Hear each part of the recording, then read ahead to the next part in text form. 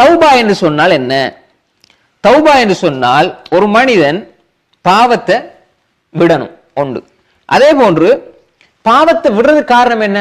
நம்ம செஞ்சது அசிங்கம்.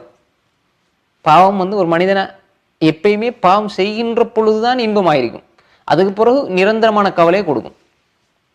நல்லா புரிஞ்சுக்கணும்.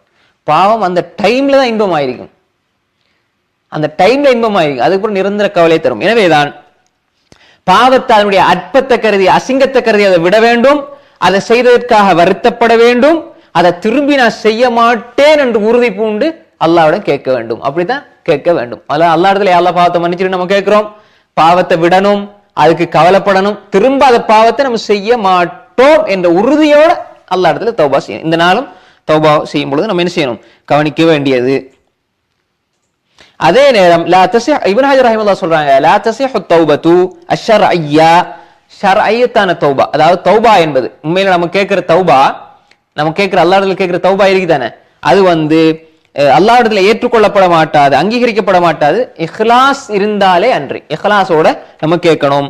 ஒமன் தரக ஸம்ப லிகைரில்லாஹ் லா யகுனு தாயிபன் இத்திஃபாகா, யார் அல்லாஹ் அல்லாஹ் ஒன்றுக்காக பாவத்தை விடுறாரோ, மக்களுக்காக நம்மளை 4 பேர் தப்பா பேசிடுவாங்களே, 4 பேர் அப்படி சொல்லுவாங்களே, மக்கள் பழிப்பாங்களே என்று சொல்லி யாராவது பாவத்தை விடுவாராக இருந்தால் அது தௌபாவாக இருக்காது.